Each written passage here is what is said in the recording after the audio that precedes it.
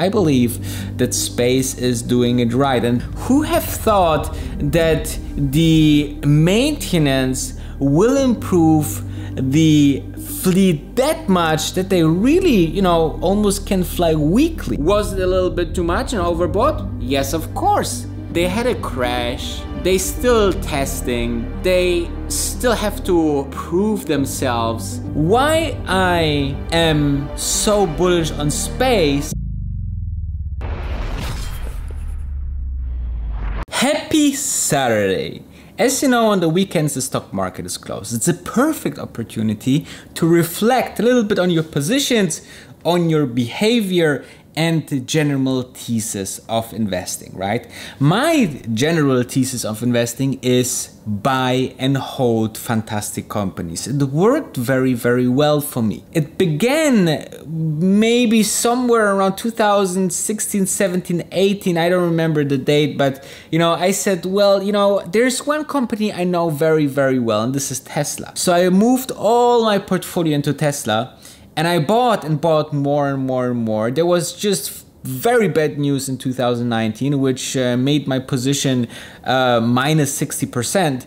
And then it turned because eventually the stock followed the company and its achievements, which was very great, right? We had the Gigafactory 3, we started with the mass production, the company picked up, right? People thought this is impossible, and that's why they shorted the stock very, very much, and that's why the stock also have this exponential growth. Now, this is the story about Tesla. However, today's real talk is why I am so bullish on space. And since there's a lot of negative news, right? You have this negative news, you have this negative mood, you have this negative comments here on this channel. I don't care about that at all. This, in the end, is a reverse psychology that I'm potentially quite right on space.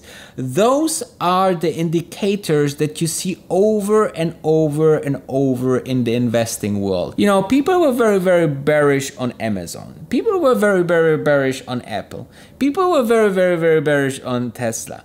And though those who understood the company and the concept and the growth are absolutely the winners in the end of the day. And this is where I'm positioning myself. I believe that space is doing it right. And since, you know, I'm an early investor, let me tell you that I was early. You know, the first time I bought was around $16, $17, but I was not that early. Let me tell you my consideration overall about the stock and what happened in my mind, and maybe this will help you a little bit to understand what actually happened and what is maybe happening in your head, right? And I think that this will help you to understand more what's going on behind the scenes.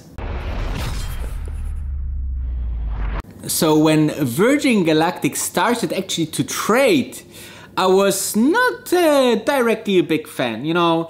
Let us have a look into the chart. So if you are going the longest path away, you see that the SPAC company was created a long time before, and then you see that then they decided somewhere around this time, I think October 2019, to merge with Virgin Galactic. Shamash Palihapitiya and Richard Branson, they merged and created the very first SPAC of Shamash, the Virgin Galactic ticker symbol SPACE. And when I have seen that, I was thinking, wow, you know, back then it was traded for about $10. Okay, that means approximately the half of what it is now. So it means like the market cap was around $2.8 billion. And I was like thinking, well, you know, they had a crash.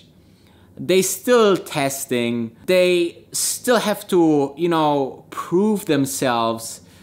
And, you know, then something happened that actually confirmed all of these negative thoughts that I had, right? The stock went down up to 7.25 as of November of 2019. Then, you know, I didn't heard about the stock very much. and it went crazy up from 7.25 to about 36. That wasn't a crazy development of 345 or 370% upwards. Oh, sorry, $33. And then, you know, with the overall health crisis, it all crashed down. And then I thought, okay, first of all, the stock market is like a spring, okay? It goes out, it comes back, it goes out, it comes back. So I thought, okay, it's a nice deal to actually maybe trade that move back, because everything was picking up, right? In March, April 2020 was the best time to buy stocks. And I was obviously also looking, okay, what to invest next. And what I did was I was waiting, okay, the stock was at around 40, I think 15, 16, 17. I was thinking like, wow, I want to buy the stock at like 15 or 16. That would be my dream price.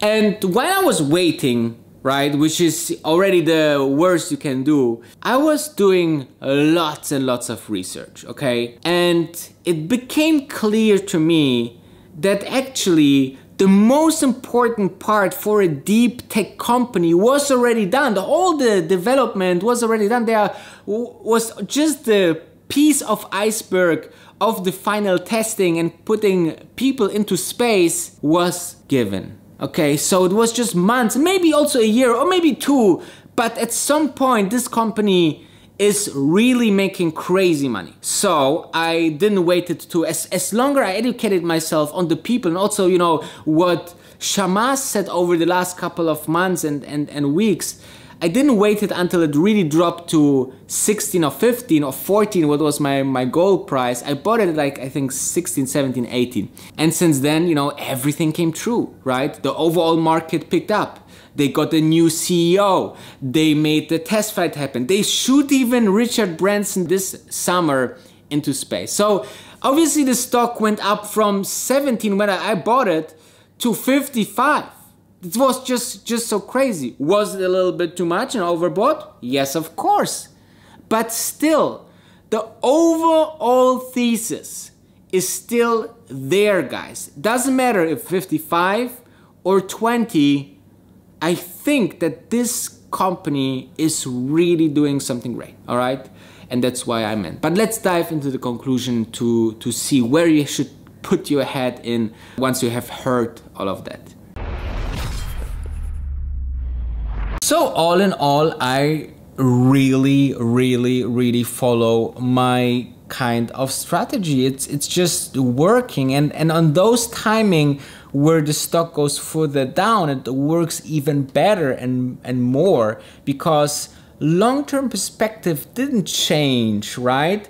They are making things happen, that the commercialization of the product and the operations and start of operation is very successful, even more successful that we thought it will be, right? I mean, who have thought that the maintenance will improve the fleet that much that they really, you know, almost can fly weekly? I mean, that's a big achievement rather than waiting a couple of weeks. And, you know, I understand if the CEO like Michael Kogler gets this on the table and sees, okay, you know, with this maintenance that our stockholders might not like because it's, you know, another delay, then, you know, you still are kind of pushed by the long-term view on the company. And this is exactly where good management from bad management are getting separated. You know, bad management is more focused on the short-term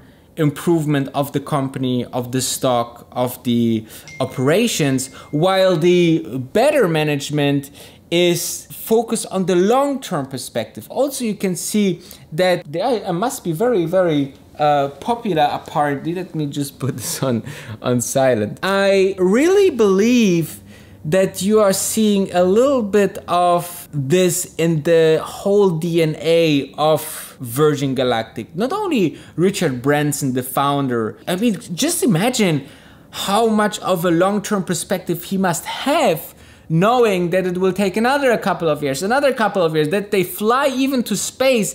10 years he waited and supported the business. Then Chamath came, and he knows what is right to do to make sure that the company really success in the future. Okay, they make due diligence before he invested over $100 million of his own money and still have more than hundreds of millions of dollars in this company, guys. If he would be not positive about the future of this company, then believe me, his money would be faster out than in. He's even sold Tesla recently because he wants to invest into a profitable company. So he will not even take a split second to decide to remove all the Virgin Galactic shares.